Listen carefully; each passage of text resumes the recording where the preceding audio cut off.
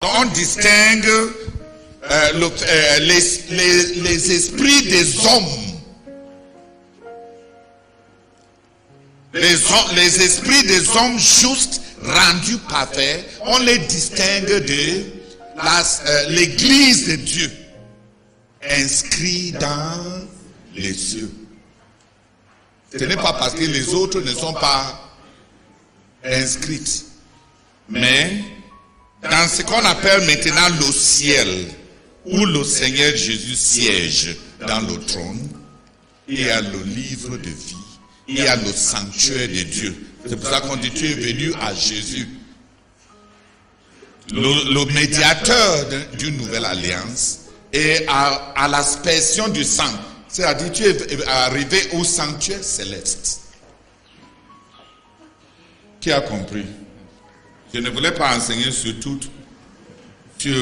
la communion des saints ici, dans tous les détails. Tout ce que je voulais amener votre attention à constater, c'est que les esprits de ceux qui sont morts dans le Seigneur sont rendus parfaits et ils sont avec le Seigneur Jésus actuellement.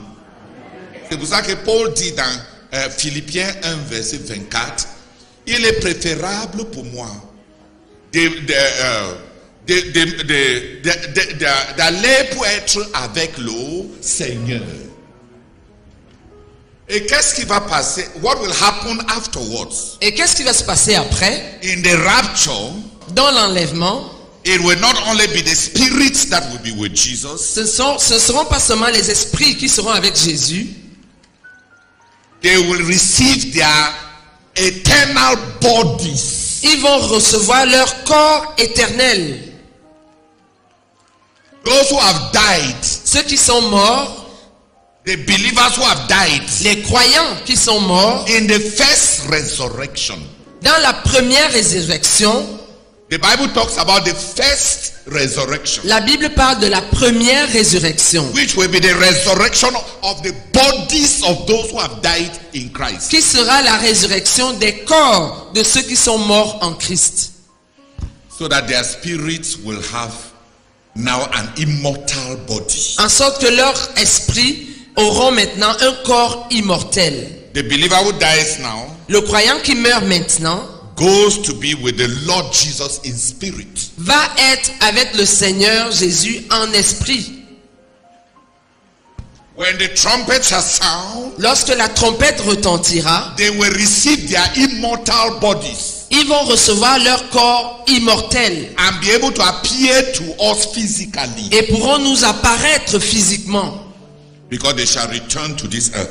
Parce qu'ils reviendront sur cette terre.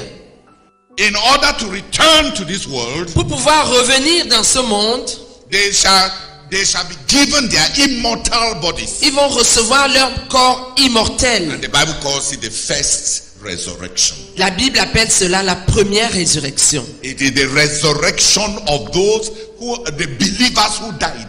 C'est la résurrection des croyants qui sont morts. It is their bodies that have been decomposed. C'est leur corps qui s'est décomposé. But their spirits are with the Lord Jesus. Mais leurs esprits sont avec le Seigneur Jésus. In heaven. Au ciel. In the presence of God. Dans la présence de Dieu. In the presence of Christ. Dans la présence de Christ. Where the heavenly sanctuary is. Là où se trouve le sanctuaire céleste. After Jesus' resurrection. Après la résurrection de Jésus. Paradise was cancelled. Le paradis fut annulé. It was assimilated into heaven. Il fut assimilé au ciel. Where Jesus has a throne. Où Jésus a un trône. Heaven as a locality. Le ciel comme une localité. Where Jesus is seated on the throne. Où Jésus est assis sur le trône. Who has understood? Prior to the resurrection of Jesus, avant la résurrection de Jésus, there was Hades and paradise. Il y avait le Hadès et le paradis. After the resurrection of Jesus, après la résurrection de Jésus, there is Hades, il y a le Hadès, or hell, ou l'enfer, and hell, Et l'enfer is the temporal abode of the dead est la demeure temporaire des morts. who are unbelievers. Des morts qui sont des non-croyants. When the Lord Jesus Christ comes again, Lorsque le Seigneur Jésus va revenir, there will be the second resurrection. il y aura la deuxième résurrection. The unbelievers who have died Les non-croyants qui sont morts will also receive an immortal body vont aussi recevoir un corps immortel. and be raised Et ils from vont the dead ressusciter des morts to face the great white throne judgment. pour faire face au grand trône blanc. And after the great white throne judgment, Et après le grand trône blanc, le jugement du grand trône blanc, Satan, Satan, the Antichrist, l'Antichrist and all who were in hell et tous ceux qui étaient en enfer will be thrown into the lake of fire, seront jetés dans le lac de feu, which is the second death. qui est la seconde mort. Hell is not the final punishment of the unrighteous. L'enfer ne constitue pas la punition finale, le châtiment final des injustes. When Jesus told the disciples Quand Jésus avait dit aux disciples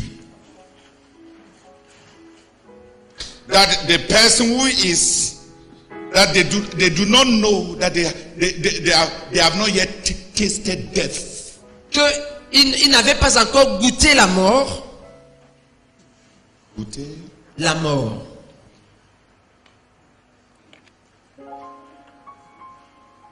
physical death is not tasting death.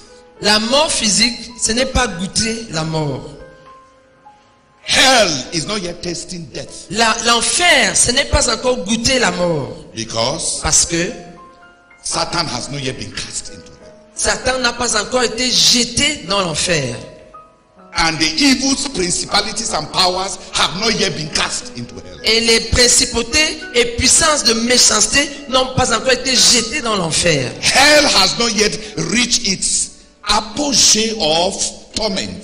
L'enfer n'a pas encore atteint son apogée de tourment. When Satan Mais lorsque Satan shall be cast into the lake of fire, sera jeté dans le lac de feu, and the unrighteous sinners et que les pécheurs, les impies who were in hell, qui étaient en enfer, like Revelation says, comme le dit Apocalypse, hell and all those who were those who are in it l'enfer et tous ceux qui y sont shall be thrown into the lake of fire. seront jetés dans le lac de feu. This is the second death. C'est la seconde mort. It is the death from which there is, where people shall encounter the anger of God in its eternity and in its almightiness. Là où les gens vont rencontrer la colère de Dieu dans son éternité et dans sa toute-puissance. C'est à partir de la doctrine de l'enfer comme un demeure temporaire de mort que les catholiques ont dérivé leur doctrine de purgatoire et de l'enfer. Du petit feu et de grand feu. Pas qu'ils ont raison, parce qu'on ne sort pas du petit feu. On ne dit pas que les catholiques avaient raison. Hein? Ils n'ont pas raison parce qu'on ne sort pas ni de petit feu, ni de grand feu. Personne ne sort. On ne peut pas prier pour toi quand tu es dans le petit feu jusqu'à ce que tu sors.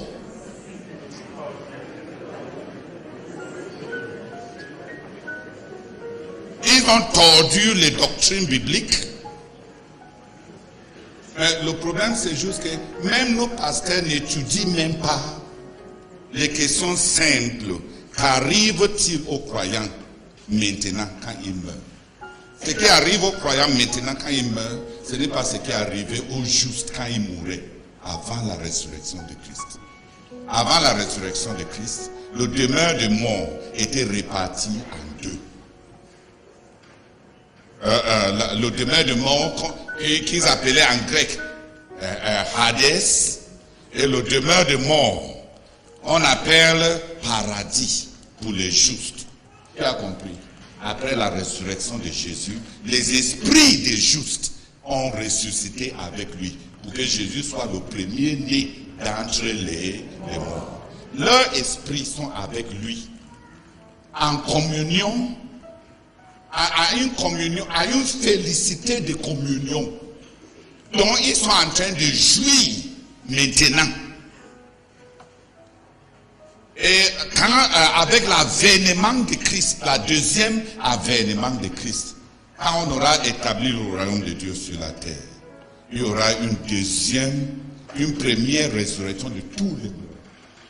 Pour les justes, dont les esprits sont avec Jésus au ciel, ils vont recevoir leur corps éternel avec lequel accompagner Jésus pour venir établir son royaume sur la terre. Pour les injustes, ils vont se ressusciter avec leur corps éternel, capable de souffrir sans s'habituer aux souffrances.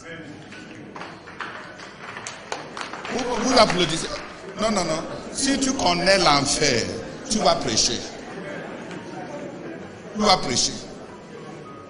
Tu ne peux même pas souhaiter ça à ton pire ennemi. Je pense que vous aimez les révélations.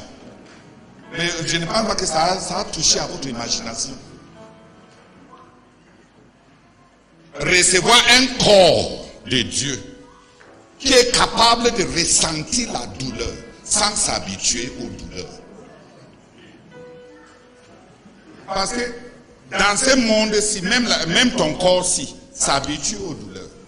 À un certain seuil de douleur, tu ne sens plus la douleur. Mais le corps éternel du pécheur, Dieu lui donne un corps capable de ressentir la douleur. Et Jésus dit simplement, là où leur verre ne meurt jamais. C'est-à-dire que leurs sensations restent intactes. Donc, à chaque moment, tu vas ressentir le tourment comme au premier moment où tu es entré là-dedans. On ne s'habitue pas.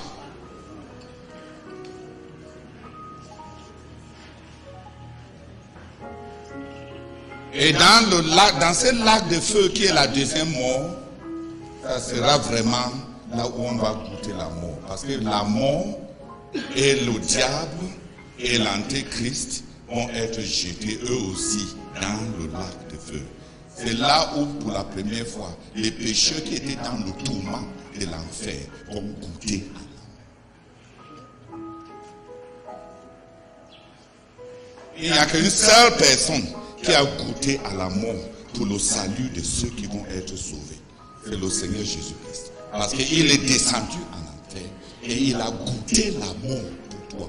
Et goûter la mort, ce n'est pas la mort sur la croix. Goûter la mort, ce n'est pas le fait qu'il est descendu en enfer pour arracher, dans le demeure de mort, pour arracher les esprits des justes. Goûter à la mort. Et goûter à cette séparation ultime du jugement de Dieu. L'enfer est temporaire. Donc, on va s'arrêter là. On ne comprend pas tout par rapport à l'après la mort du croyant. Mais au moins ce que je viens de dire, c'est ce qui est un peu clair dans les Écritures. Il y a avant la résurrection de Christ, le demeure des morts était réparti en paradis et en Hadis. Après la résurrection, il y a Hadis qui reste là pour ceux qui meurent dans l'impiété, et il y a paradis qui a été assimilé avec le ciel. Les justes qui vivent, qui sont dans la félicité avec le Seigneur, maintenant, dans une communion permanente. Au deuxième avènement du Seigneur Jésus-Christ, les vivants ne vont pas précéder ceux qui sont morts. Ils vont d'abord recevoir leur corps éternel pour revenir avec le Seigneur. Parce qu'ils vont revenir avec le Seigneur. Et c'est pendant qu'ils reviennent que Dieu va changer, pour ceux d'entre nous qui sont vivants, que Dieu va changer nos corps mortels-ci en des corps éternels pour qu'on puisse les rejoindre. Tu as compris. Et pendant ces périodes-là, pour 1000 ans, les injustes vont rester en enfer. Pendant que nous prenons le temps pour imposer le royaume de notre Dieu encore dans la chair, ici sur la terre. C'est de ça que les témoins de Jéhovah parlent. Quand il dit qu'ils vont régner sur la terre. Seulement qu'ils ne seront pas là.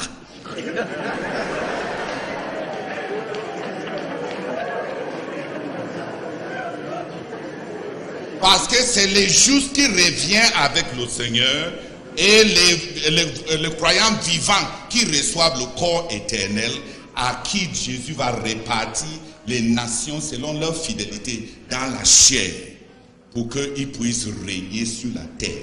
Chacun selon sa fidélité.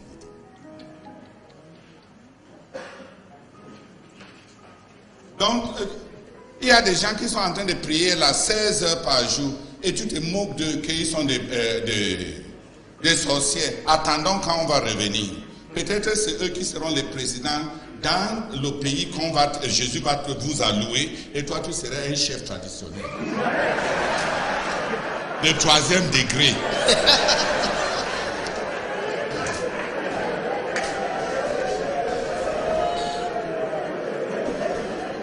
Après ces 1000 ans,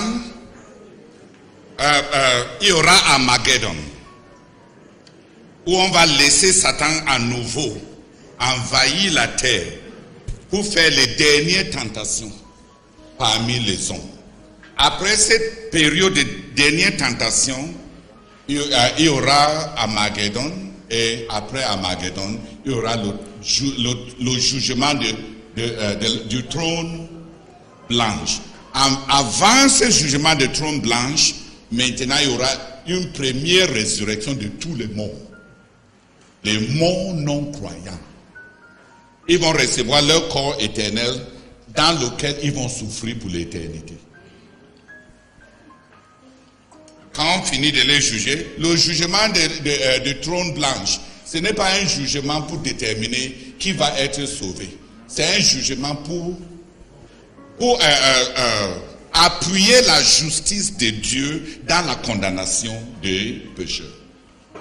Chaque pécheur va aller en enfer convaincu que Dieu est juste. Parce qu'il va faire face à tout ce qu'il a commis dans la chair. Les livres vont s'ouvrir. Et les morts seront jugés selon ce qui est dans les livres. Ce jugement, c'est pour établir la justice de Dieu dans sa jurisprudence, dans la condamnation. Les croyants auront déjà confronté leur jugement. Quand Jésus-Christ va revenir, on appelle ça le jugement du trône de Bema, c'est-à-dire de Jésus-Christ qui juge entre les croyants pour les allouer. Leur sphère d'influence. Il dit à tel, tu as été fidèle en des petites choses. Et la juridiction sur 10 villes. À l'autre, et la juridiction sur 5 villes.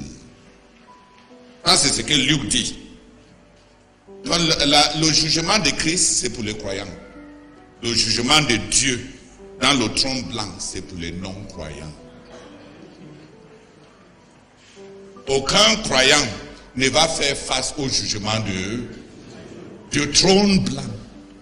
Parce que sa part de péché, tout ce qui avait été écrit contre lui a été déchiré quand lui, il a accepté Jésus-Christ par la foi. La sentence qui était contre nous a été déchirée.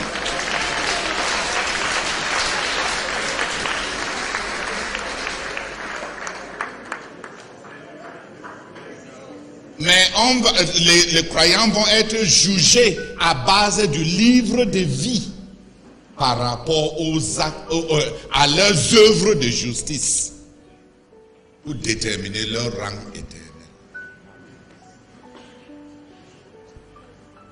Le jugement de Christ, c'est pour la stratification des croyants. Le jugement du trône blanche, le jugement de Dieu, c'est pour la condamnation des impies. Tu as compris?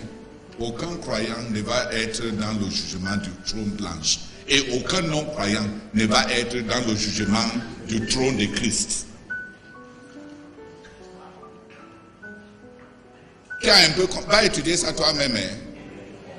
Qui va étudier ça maintenant? Oui, va lire. Étudier un peu. Pour que ta tête soit claire. Si tu aimes ce monde-ci, et tu es en train de dire que tout ce que Dieu t'a promis n'a pas marché, tu te trompes. On va revenir dans ce monde. Et il va nous donner les nominations selon notre fidélité pour exercer sur ce monde pendant une période de 1000 ans. Toi qui cherches des petites positions pour 10 ans. Ceux qui ont suivi le Seigneur Jésus cherchent des positions qui vont garder dans ce monde-ci pour 1000 ans. Bienvenue à l'ambition.